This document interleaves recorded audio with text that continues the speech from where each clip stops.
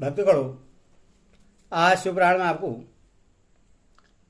शिवपुराण रुद्र संहिता में आपको शिव जी की किराता अवतार के प्रसंग में श्री कृष्ण द्वारा दैत्यवन में दुर्वासा के सांप से पांडव की रक्षा,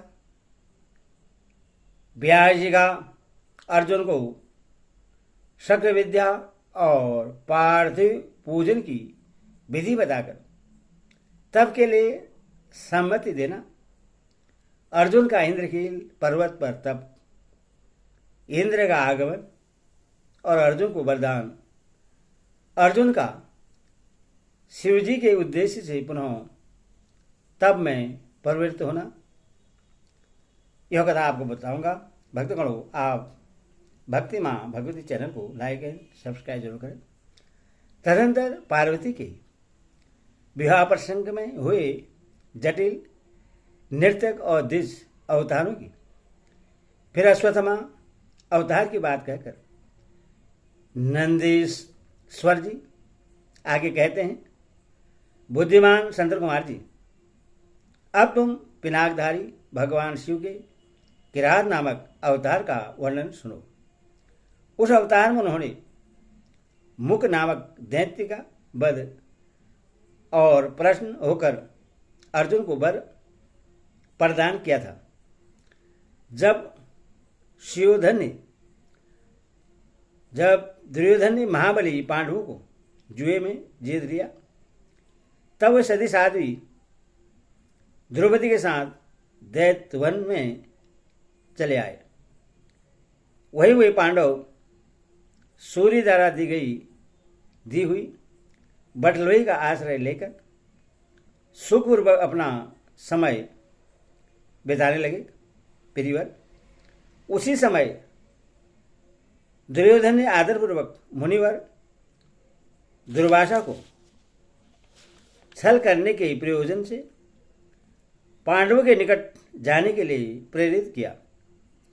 तब महर्षि दुर्वासा अपने 10,000 शिष्यों के साथ आनंदपूर्वक वहां गए और पांडवों से मनोनुकूल भोजन की याचना की। तब उन सभी पांडवों ने उनकी प्रार्थना स्वीकार करके दुर्वासा आदि तपस्वी मुनियों को स्नान करने के लिए भेजा। मुनीश्वर, इधर अन्नाभाव के कारण वे सभी पांडव बड़े संकट में पड़ गए और मन ही मन प्राण त्याग देने का विचार करने लगे। तब द्रौपदी ने श्री कृष्ण का स्मरण किया। वे तत्काल ही वहां आ पहुंचे और साग के पत्ते का भोग लगाकर उन सभी तपस्वियों को तृप्त कर दिया। फिर तो महर्षि दुर्वासा अपने शिष्यों को तृप्त हुआ जानकर वहां से चलते बने। इस प्रकार श्री कृष्ण की कृपा से उस समय पांडव संकट से मुक्त हुए। तदनंतर भगवान श्री कृष्ण ने पांडवों को शिवजी की आराधना करने की सम्मति दी। फिर व्यास जी ने भी आकर उन्हें शंकर के समाराधन का आदेश देते हुए कहा, शिवजी संपूर्ण दुखों का विनाश करने वाले हैं। वे भक्ति करने से थोड़े ही समय में प्रसन्न हो जाते हैं। इसीलिए सभी लोगों को शंकर जी की सेवा करनी चाहिए। वे महेश्वर प्रसन्न होने पर भक्तों की सारी अभिलाषाएं पूर्ण कर देते हैं, यहां तक कि वे इस लोक में सारा भोग और परलोक में मोक्ष तक दे डालते हैं। यह बिल्कुल निश्चित बात है। इसीलिए भोक्ति मुक्ति रूपी फल की कामना वाले मनुष्य को सदा शंभु की सेवा करनी चाहिए, क्योंकि भगवान शंकर साक्षात परम पुरुष, दुष्टों के सारक और सत्पुरुषों के आश्रय स्वरूप है। अब अर्जुन पहले दृढ़तापूर्वक शक्र विद्या का जप करे, तब इंद्र पहले परीक्षा लेंगे, पीछे संतुष्ट हो जाएंगे। प्रश्न होने पर वे सर्वदा विघ्नों का नाश करते रहेंगे और फिर शिवजी का श्रेष्ठ मंत्र प्रदान करेंगे। नंदीश्वर जी कहते हैं, मुनि इतना कहकर व्यास जी अर्जुन को बुलाकर उन्हें शक्र विद्या का उपदेश देने को उद्यत हुए। तब तीक्ष्ण बुद्धि अर्जुन ने स्नान करके पूर्वमुख बैठकर उस विद्या को ग्रहण कर लिया। फिर उदार बुद्धि मुनिवर व्यास जी ने अर्जुन को पार्थिव लिंग के पूजन का विधान बतलाकर उनसे कहा।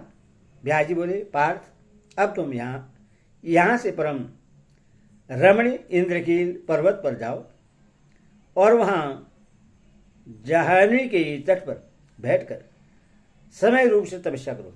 यह विद्या अदृश्य रूप से सदा तुम्हारा हित करती रहेगी।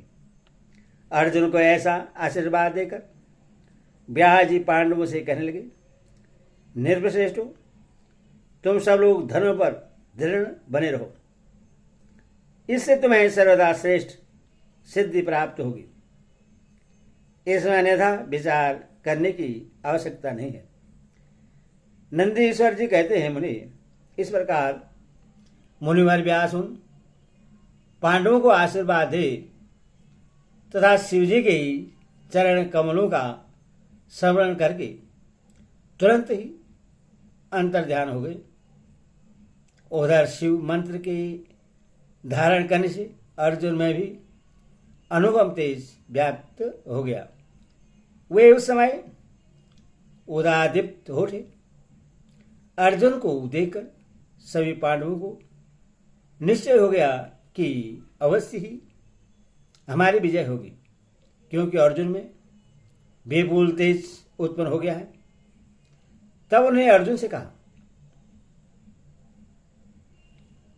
व्यास जी के कथन से ऐसा प्रतीत होता है कि इस कार्य को केवल तुम ही कर सकते हो। यह दूसरे के द्वारा कभी भी सिद्ध नहीं हो सकता। अतः जाओ और हम लोगों का जीवन सफल बनाओ। तब अर्जुन ने चारों भाइयों तथा द्रौपदी से अनुमति मांगी। उन लोगों को अर्जुन की विषयों का दुख तो हुआ, पर कार्य की महानता देखकर सभी ने अनुमति दे दी। फिर तो अर्जुन मन ही मन प्रसन्न होते हुए उस उत्तम पर्वत इंद्रकील को चले गए। वहां पहुंचकर वे गंगा जी के समीप एक मनोरम स्थान पर, जो स्वर्ग से भी उत्तम और अशोक वन से सुशोभित था, ठहर गए। वहां उन्होंने स्नान करके गुरुवर को नमस्कार किया और जैसा उपदेश मिला था उसी के अनुसार स्वयं ही अपना वेश बनाया। फिर पहले मन ही मन इंद्रियों का आकर्षण करके वे आसन लगाकर बैठ गए। तत्पश्चात समसूत्र वाले सुंदर पार्थिव शिवलिंग का निर्माण करके उनके आगे अनुपम तेजो राशि शंकर का ध्यान करने लगे। वे तीनों समय स्नान करके अनेक प्रकार से बराबर शिवजी की पूजा करते हुए उपासना में तत्पर हो गए। तब अर्जुन ने शिरोभाग से तेज की ज्वाला निकलने लगी। उससे देखकर इंद्र की गुप्तचर भयभीत हो गए। वे सोचने लगे, यह यहां कब आ गया। पुनः उन्होंने ऐसा विचार किया कि यह घटना इंद्र को बदला देनी चाहिए। ऐसा सोचकर वे तत्काल ही इंद्र के समीप गए। गुप्तचरों ने कहा, देवेश, वन में एक पुरुष तप कर रहा है, परंतु हमें पता नहीं कि वह देवता है, ऋषि है, सूर्य है अथवा अग्नि है। उसी के तेज से संतप्त होकर हम आपके सन्निकट आए हैं। हमने उसका चरित्र भी आपसे निवेदित कर दिया। अब आप जैसा उचित समझे वैसा करें। नंदीश्वर जी कहते हैं, मुनि, उन गुप्तधरों के योग कहने पर इंद्र को अपने पुत्र अर्जुन का सारा मनोरथ ज्ञात हो गया। तब वे पर्वत रक्षकों को विदा करके स्वयं वहां जाने का विचार करने लगे। विप्रवर, इंद्र अर्जुन की परीक्षा करने के लिए वृद्ध ब्रह्मचारी ब्राह्मण का वेश बनाकर वहां पहुंचे। उस समय उन्हें आया हुआ देखकर पांडुपुत्र अर्जुन ने उनकी पूजा की और फिर उनकी स्तुति करके आगे खड़े हो पूछने लगे, ब्राह्मण बतलाइए, इस समय कहां से आपका शुभागमन हुआ है? इस पर ब्राह्मण भेषधारी इंद्र ने अर्जुन को ऐसे वचन कहे जिससे वह तब से डिग जाए। पर जब अर्जुन को दृढ़ निश्चय देखा तब अपने स्वरूप में प्रकट होकर इंद्र ने अर्जुन को भगवान शंकर का मंत्र बताया और उसका जप करने की आज्ञा दी। तदंतर अपने अनुचरों को सावधानी के साथ अर्जुन की रक्षा करने का आदेश देकर वे अर्जुन से बोले, भद्र, तुम्हें कभी भी परमात्मपूर्वक राज्य नहीं करना चाहिए। प्रथम यह विद्या तुम्हारे लिए शेष करी होगी। साधक को सर्वदा धैर्य धारण किए रहना चाहिए। रक्षक तो भगवान शिव हैं ही, वे संपत्तियां और फल मोक्ष दोनों समान रूप से देंगे, इसमें तनिक भी शेष नहीं है। नंदीश्वर जी कहते, मुनि, इस प्रकार अर्जुन को वरदान देकर देवराज इंद्र शिवजी के चरण कमलों का स्मरण करते हुए अपने भवन को लौट गए। तब महावीर अर्जुन ने भी सुरेश्वर को प्रणाम किया और फिर वे मन को बस में करके इंद्र के उपदेशानुसार शिवजी के उद्देश्य से तपस्या करने लगे। ओम नमः शिवाय, ओम नमः शिवाय।